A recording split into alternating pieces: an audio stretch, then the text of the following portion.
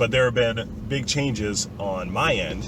So our startup company, my startup company, the startup company I worked for, was recently purchased.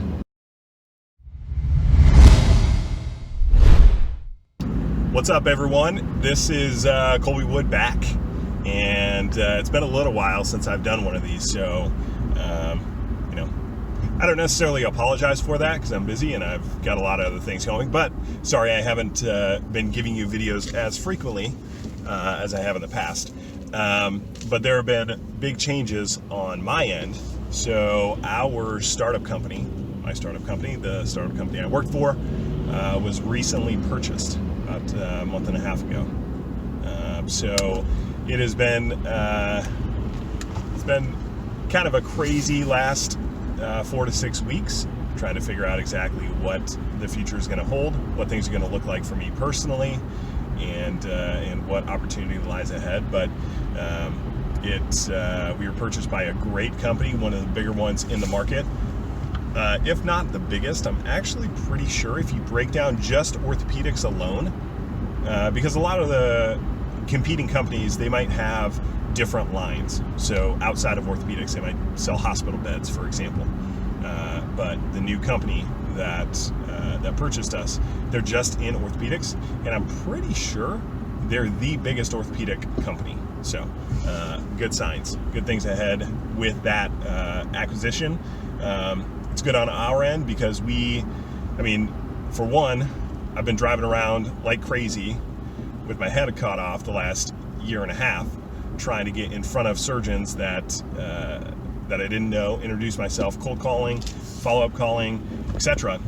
Well, now, yes, I'm still managing this product line, but now I've got access to other reps who are now counterpart employees of with me, who they're already doing business with surgeons. So the upside now to no longer be in a true startup, like I'm still within the same umbrella, finite startup company, startup product line, but now under the larger umbrella of a company that is not a startup company, that is well established in the market, that's been around for almost 100 years. And when I go into any facility now and I say, hey, I'm a rep with Zimmer Biomet, everybody knows that name. They're already buying products. There's not a facility in the country, this may not be true, but there are almost no facilities in the country that aren't buying something from Zimmer Biomet. So that's good.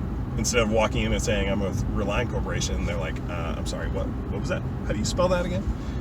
So that's good. And the reps that work with me, or that I work with now, they have access to surgeons that I don't have. So they can set up meetings, they can help set up those meetings for me to come in and present this product to them. So it's going to be good from that standpoint. Also contracts. Like one of the biggest things over the last year and a half, if you've been watching, is getting our products on contracts, or getting our products approved in facilities where we're not on the GPO contracts. Like as a startup company, we weren't on any of the GPO contracts. Well, now Zimmer has contracts with everyone, so that we can bring our product line under their contract that they already have and just add them as line items, and should be able to get us into those contracts and into those facilities much easier than me trying to battle it out and find a surgeon that's going to champion it and that's going to put in the work to move us through the difficult process of getting approved in some of these facilities. So it's going to be a good thing. It's going to be awesome. I'm excited about what the future holds with this company. Anyway, I actually just stopped in surgery center where a doc has a couple of shoulder scopes this morning using us. Well, actually the first one I stopped in, he's not using us on the first one because it's a straight labral repair.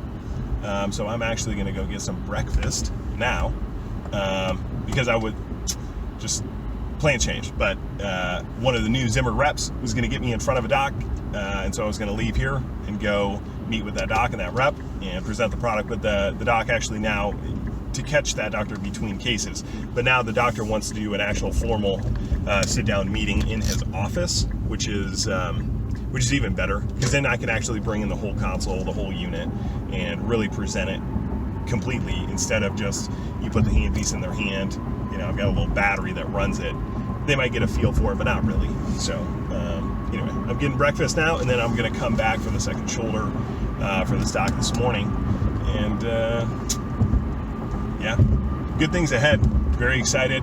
Sorry I've been a little bit MIA on this, but I've had to have kind of my head down, grinding and figuring out what the future is going to hold. And now I feel like it's full speed ahead with the new group, with the new company, and really just try to make things happen. You know, what's funny is the acquisition happens and really nothing changes on my day-to-day other than the fact that I now have a bunch of advocates for me, a bunch of help, essentially. I've got relationships and help and contracts that I didn't have before. So it's it actually is not the time to take the foot off the gas. It's actually time to put the foot on the gas. You know, I don't know, like put the foot on the gas any more than I have been. But I think it's going to be more productive work because I'm not going to be cold calling as much now because of the warm introductions that the reps that already work for us, they have the relationships with the docs, so they can just make the introduction for me and get me in those meetings instead of me cold calling on an office. And he's like, who the hell is this company and this rep? So good things ahead. Anyway, I will wrong entrance, this one. Check back with you fools later. Well, just finished up breakfast, Chick-fil-A breakfast, which is fantastic, by the way. So I just finished that up. Got myself a little coffee. But I was having a text exchange with the guy that reached out to me, which I felt like might be useful to just throw this out there. It's a guy that works for another company that his email to me was saying that he had clients that were looking for sales training and that they were trying to build out a sales training program for some of their clients. And they had seen some of my videos, and so he wanted to talk to me about that, right? Like maybe I would be somebody that could help them build out sales training for one of their other clients. Well, number one, I don't know that I can really do that. Like I work for a company, I sell my own products. Certainly my company would not be excited about me building sales content for a different company, number one. But I was like, okay, whatever, I'll at least talk to the guy. Anyway, he and I were texting back and forth. Well, come to find out, it's actually, he's like, yeah, I sent you this quick survey. If you can fill it out, that would help for the call. And then I look at the survey and it's like, essentially ask me about my business. And he's got a product to offer. He's got a service to offer. They have like a sales training platform and app that I could use their service to sell or distribute my content. Well, like first, the initial email is completely misleading on what they do. And like the first email I get from the guy is, hey, like the way that I understood it was, we're looking for somebody to help build sales training content for one of our current clients. You know, as you know, theoretically, like a contract worker or a 1099 position will pay you to make these videos and the sales training for this client. And then literally it's like one or two texts later, it's like, actually, we've got a product or a service that I'm trying to offer you that you're going to pay for. And I'm like, first of all, I think I misunderstood what the objective was here. I was like, all my training is free.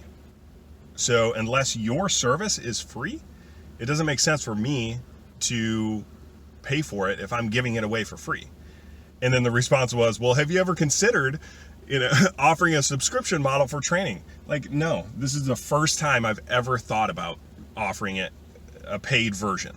Yeah. Now I've done hours and hours and hours of these training videos, and I've never once considered that I should, I could actually charge for this stuff. Like what a stupid question to ask. Anyway, the point being, whenever you're misleading the customer, they're immediately going to hate you for it. And it's no different in what we do. Like if you have a product to sell, okay, give me your pitch.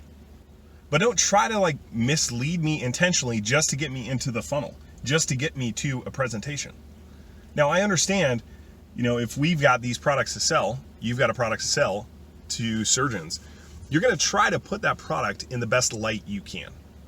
You certainly don't want to be exaggerating the claims on what your product is capable of doing, but you certainly want to present it in the most beneficial way, the most glorious way, the most attractive way, let's say. So I understand that that's part of what we have to do, is try to make our product as attractive as possible to get to the meeting, to get to the demo, etc.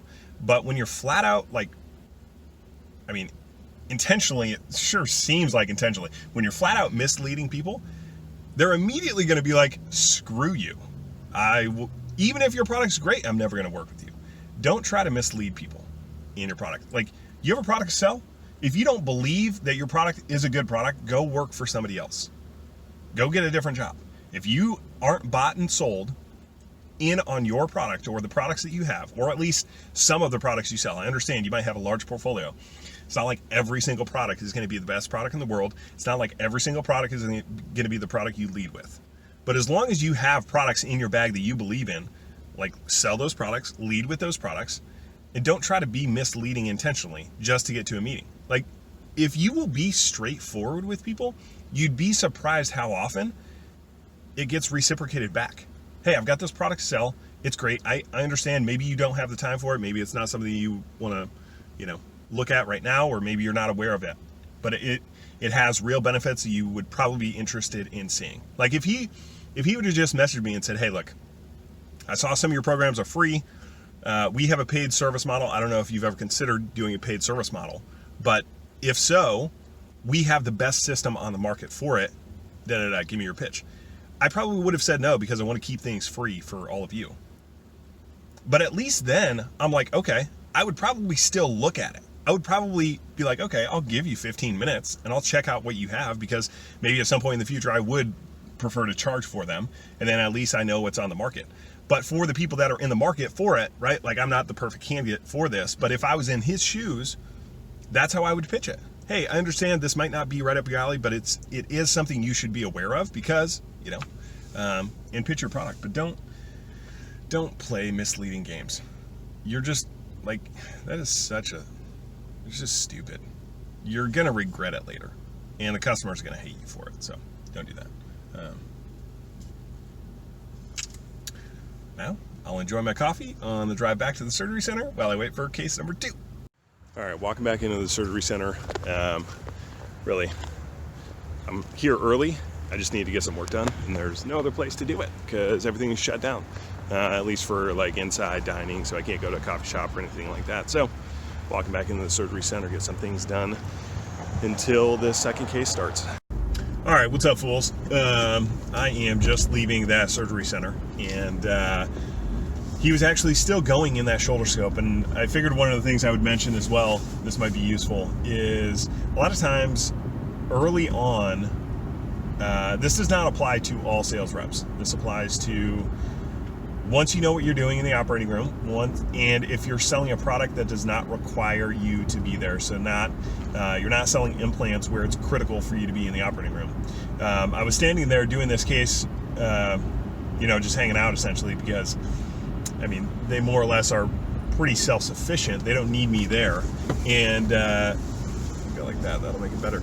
And I'm sitting there thinking, like, all right, what's my value right now in this case? Right? What value am I bringing? And I don't really mean like, value as far as the case is going. Is there anything I'm doing that's going to help the business because I'm standing here in the operating room? Now, sometimes the answer is yes. Now, for associate sales reps early on, when you're trying to learn the business, when you're trying to learn your product, and you haven't spent that much time in the operating room, then you want to be standing in the operating room as much as you can, more or less, early on, because it gets you comfortable with the environment. You can understand products and procedures. You can interact with the doctor, assuming that they're a doc that's cool with you asking questions, etc. But you get to a point where you're not bringing value just standing in the operating room.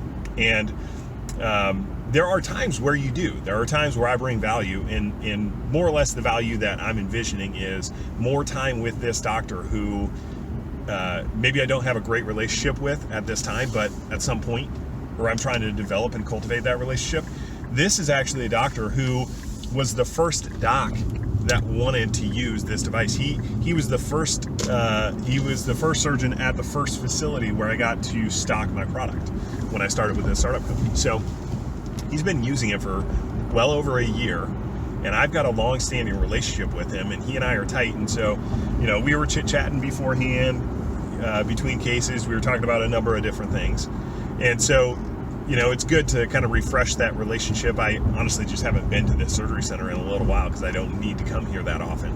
And so I had to really ask myself, like, what is the value that I'm bringing standing here in the operating room? Is he going to stop using my product if I leave? No. Are there any competitors? Because there was an Arthrex rep in the room and a Stryker rep in the room. Are there any competitors that could take this business that I have? No, they don't have anything like it. Okay. Ultimately, our job is to sell products, to grow a business. Those are the metrics. And whether you like it or not, whether I like it or not, whether it should be that way or not, I'm not here to discuss that. I'm just saying that's the way it is. And because I'm not critical, it's not critical that I'm hanging out there. It's not critical that I'm standing in the operating room with this doc who's using my product, because he knows what he's doing. The staff knows what they're doing. I didn't touch a single thing. The staff plugged everything in. They got everything set up. They know where to pick the disposables. Nothing. I literally walked in the room, everything's set up. He's starting the case. I'm just hanging out there. And so at that point, I'm not bringing any value. I'm not playing defense on the business, because nobody's going to take that business there. And there's nothing at this point that I'm going to be able to sell him on anymore. And so then I'm like, all right, well, I got to get out of here. I'm not spending, it's not valuable for me to be here. And so, he still probably has another hour at least in that case. But I had to bounce out of there because it's just not productive for me to be there. So anyway, that's something that you are going to run into at some point. Maybe it's hard to identify when should I be hanging out here in the operating room and whatnot. But I feel like at some level it's intuitive. It's just something to think about, that early on, yeah, you want to be in the operating room whenever you can. But there comes a point where you have to be honest about, yeah, I could be standing here feeling like I'm doing something today, feeling like I'm getting things done today. Well, I did my cases today. Well, unless the surgeon and or the staff absolutely needs you there for the cases, you got to be really critical about, do I need to be standing here right now? If not, if I can go do something else that helps grow the business, if I can go make more sales calls, if I can go set up more meetings, that's a better use of time. So that obviously is the decision I made, because I feel like my time is going to be better spent doing something else, trying to grow the business and get meetings with new surgeons and or facilities. So figured I'd share that. Anyway, that's what I got going for the rest of the day, pretty much. So yeah, I'll check back later. All right, what's up, everybody? One of the best parts about being in outside sales is that when I'm driving around, I have time to stop and pick up Christmas presents for the wife. Anyway, hopefully she doesn't watch this video ahead of time, which I'm sure she doesn't, because she thinks she just laughs at me anyway. So I am headed back to my house now. I've got a little bit of work to do when I get home, but again, one of the benefits of now working with Zimmer Biomet, one of the big companies, is that I got a call from one of the other managers that I work with, and he said that one of his reps, that current Zimmer Biomet reps, he has a doc that he's talked to this product about already, and he wants to trial it, or at least he wants an eval first, so like a demo in his office. So I am going to be calling that rep here shortly, and then talking through, what the doc wants, what he likes about it, which device he wants to see, and when he can set up a meeting for me to come by and demo it with him. So that is honestly the real benefit of being with a big company now. From straight grinding for a year and a half of just battling, and it's just all on me, to now having other reps that are in the territory that have relationships with doctors that are now selling this product, and I'm the one that can come in and do the demos and do the evals and hopefully close the deals. But it's so nice to have other people on board helping me with this. So anyway, that is the big upside of being purchased by one of the big companies, and now having a bunch of reps that are at least can get a conversation started about the product. Like, they're not experts yet, but we don't really need them to be, as long as they can communicate a couple of the features and benefits up front and then get to a meeting. That's all we need. So yeah, that's probably going to be it for today, because I'll get some things done at the house, but really nothing else to share with you all. So anyway, if you guys like these videos, give me a thumbs up down below. It helps. I mean, I do all this stuff for free, so I'd really appreciate it. So I'm getting a phone call right now. Let me decline that. Sorry about that, folks. Getting phone calls while I'm trying to do videos. Come on. Yeah, give me a thumbs up if you like it. Subscribe to the channel if you haven't, because that's the best way you can support me and support me doing this, especially doing it all for free. So anyway, if you haven't done so, do that. And yeah, we'll see you guys on the next one.